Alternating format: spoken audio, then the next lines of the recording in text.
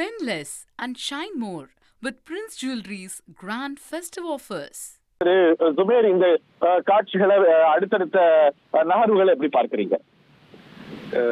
திரு மத்திய உள்துறை அமைச்சர் அமித்ஷா அவர்கள் தமிழகம் வந்து போனது பிறகு இந்த சம்பவங்கள்லாம் நடக்கிற போது இது கூட்டணியை இவங்க ஒன்னும் பலப்படுத்தணுங்கிற ஒரு முயற்சியில் இறங்கி இருக்கிறாங்க.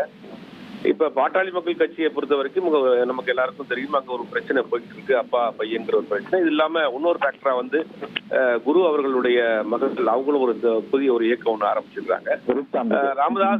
ராமதாஸ் அவர்களுக்கு பின்னாடி வன்னியர் சங்கம் பெருமளவு ஆதரவா நிக்கிறாங்க.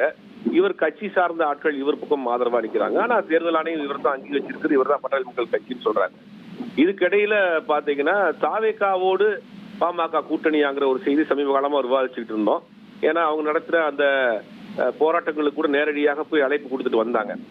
அப்படிங்கும் போது அந்த விதமான கூட்டணிக்குள் இப்ப தேசிய ஜனநாயக கூட்டணிக்குள் 2024 இருந்து பாட்டாளி மக்கள் கட்சி இருக்கு. அப்படிங்கும் போது இந்த கூட்டணியிலிருந்து அவர் ஏதும் வேற முடிவு எடுத்துடக்கூடாது அப்படிங்கிறதுக்காக தான் முதலில் இவரை இந்த கூட்டணிக்குள் கொண்டு கன்ஃபார்ம் பண்ணிருக்கிறாங்கன்னு நான் நினைக்கிறேன். இன்னைக்கு எடப்பாடி பழனிசாமி மற்றும் அதிமுக நிர்வாகிகள் டெல்லி போறப்ப நாங்க கூட்டணியை உறுதி செய்துட்டோம் அப்படிங்கிற ஒரு வாக்குறுதியை கொடுப்பதற்கான ஒரு முன்னெச்சரிக்கையா தான் பார்க்க வேண்டியதா இருக்கு. ஏன்னா இன்னைக்கு அவசரமா இன்னைக்கு ஈவினிங் போறாரு அப்படிங்கும்போது காலையிலே சந்திச்சிருக்கிறாரு அப்படின்னா கூட்டணியை நாங்க பலப்படுத்தக்கூடிய வேலையில செஞ்சிருக்கிறோம். ஏன்னா அமித்ஷா அவர்கள் வந்தது போது கூட்டணியை ஒன்னும் பலப்படுத்தணும், நீங்க ஏன் ஒன்னும் கூட்டணி கட்சியில ஒன்னும் உறுதிப்படுத்தாம இருக்கீங்கிற மாதிரியான ஒரு சில அறிவுரைகள் சொல்லிட்டு போனதாக சொல்றாங்க. இந்த செயலாளர் திரு எடப்பாடி பழனிசாமி நிரூபிச்சிட்டார் இல்லையா, இன்னைக்கு அன்புமணி சேரணும் இந்த கூட்டணியில உறுதிப்படுத்தணும் அப்படின்னா அவர் அமித்ஷாவை பார்த்து கூட உறுதிப்படுத்தி இருக்கலாம். பட் பசுமதி வைசாலைக்கு அப்படி பண்ணியிருந்தா அது மேலும் விமர்சனமாகும். தமிழ்நாட்டை பொறுத்த வரைக்கும் என்டிஏக்கு தலைமை அதிமுக வேற மாதிரி கூட அணியிருக்கலாம். திரு அமித்ஷா, எடப்பாடி பழனிசாமி, அன்புமணி எல்லாம் சேர்ந்தா கூட அது குறைவான விமர்சனமா தான் வந்திருக்க முடியும். ஆனா இங்க தமிழ்நாடுன்னா அது அதிமுக தலைமை தான் அப்படின்னு குறிப்பால இந்த செய்தி இந்த நகர்வு உணர்த்தலையா இல்ல, அதை உறுதிப்படுத்துறாங்க. தமிழ்நாட்டுல அதிமுக தலைமையில் தான் என்டிஏ அப்படிங்கிறது அது உறுதிப்படுத்துறது தான் இன்னைக்கு அந்த சந்திப்பா பார்க்க வேண்டியதா இருக்கு. இப்ப அடுத்து என்ன நகர்வுகள் இருக்க போகுது அப்படிங்கறதான் பார்க்கணும். இப்ப டிஃபிகல்ட் क्वेश्चंस டிடிவி ஓபிஎஸ் பத்தியதான். தேமுதிக ஸ்லைட்லி லெஸ் டிஃபிகல்ட். அது மூணும் அடுத்தடுத்து நகரும் நினைக்கிறீங்களா, இல்ல அது எப்படி அணுகப்படும் நினைக்கிறீங்க பாஜகவால, அதிமுகவால, இந்த தரப்பால? ஓபிஎஸ் டிடிவி இந்த பக்கம் வருவதற்கான வாய்ப்பு 100% இல்லை. அந்த கதவுகளை அவர்கள் அடைத்து விட்டார். சமீபத்துல டிடிவி தினகரன் கொடுத்த அந்த பேட்டியை கூட பார்த்தோம். மதவாத சக்திகள் அப்படி இப்படின்லாம் அவர் பேச ஆரம்பிச்சிட்டாரு. அப்படிங்கும் போது அவர் இந்த பக்கம் வருவதற்கான வாய்ப்பில்லை. இரண்டாவது எடப்பாடி பழனிசாமி ஏற்றுக்கொள்வதற்கு தயாரா இல்லை. அவர் அகில இந்திய டெல்லியில இருக்கக்கூடிய பாஜக நிர்வாகியோடு நெருக்கமா இருக்கிறார், அண்ணாமலையோடு நெருக்கமா இருக்கிறாரு. ஆனா எடப்பாடியோடு தான் அவருக்கு முரண். அப்படிங்கும் போது அவர் இந்த கூட்டணிக்கு வருவதற்கான வாய்ப்பு இல்லை. ஓபிஎஸும் ஏறக்குறைய டிடிவி எடுக்கக்கூடிய அதே நிலைப்பாட்டை தான் ஓபிஎஸும் எடுப்பார். அப்ப இருக்கிற கூட்டணியாவது முதல்ல கன்ஃபார்ம் பண்ணுவோம். இருந்த கூட்டணி இந்த பாமக ஒரு ஆட்சி கட்சியில இருக்கு, பாமகக்குள்ள ஒரு சில சிக்கல் போயிட்டு இருக்கு. அன்புமணி தலைமையிலான பாமக டிவிகே கூட போயிடக்கூடாது. மார்ச் மாதம் முதல் வாரத்துல தேர்தல் தேதி அறிவிக்கிற நேரத்துல முதல்ல நம்ம கூட்டணியை உறுதிப்படுத்துவோம் அப்படிங்கிற முயற்சியா தான் முதல் கட்டமாக இதை பார்க்கப்படுது. இது டெல்லி மேலிடத்தினுடைய ஆலோசனையின்படிதான் இந்த சந்திப்பு நடந்திருக்கிறதா தான் சொல்றாங்க. இப்ப இந்த தொகுதி பங்கீடை தாண்டி பாமக சாம்பியன் பண்ற ஒரு முக்கியமான காசு அந்த 10%. அது அப்கோர்ஸ் அது நீதிமன்றத்துல இருக்கு, அது வெவ்வேறு இன்டர்பிரிட்டேஷன்ஸ் இருந்தாலும் கூட அதை முன்னிறுத்த வேண்டிய கட்டாயம் பாட்டாளி மக்கள் கட்சிக்கு, டாக்டர் ராமதாஸ்க்கும் இருக்கும், டாக்டர் அன்புமணிக்கும் இருக்கும். கடந்த முறை இபிஎஸ் தேர்தல் நெருக்கத்துல 21 தேர்தல்ல கொடுத்தார்.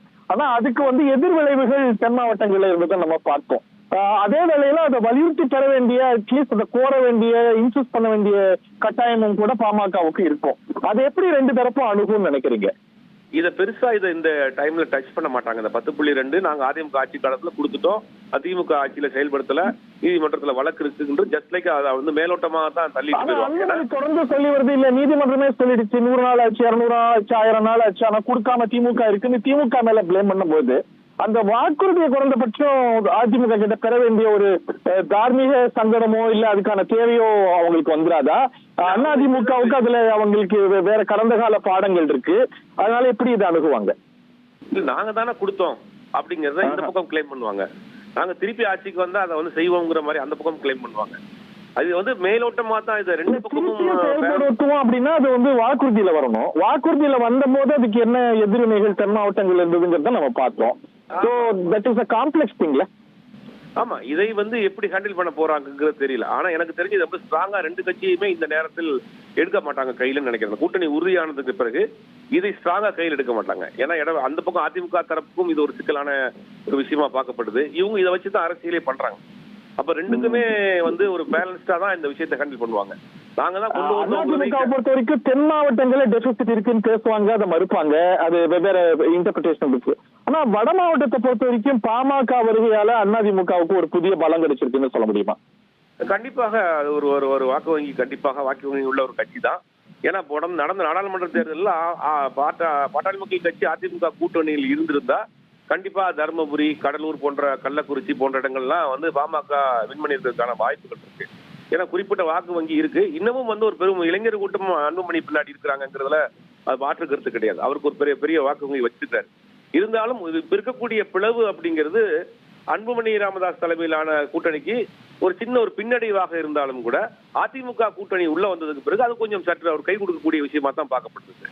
அவருக்கு மாறலா பலம் சேர்க்கும், அவரோட ஸ்டாண்டிங் உயர்த்தும்னு கருதுறீங்க. நன்றி. மத்த ஒரு அணிக்கோ போயிருந்தாருன்னா கூட அது என்ன ஒன்னும் ப்ரூவ் பண்ணாத ஒரு கட்சியாக இருக்கு. Spend less and shine more with Prince Jewelry's grand festive offers.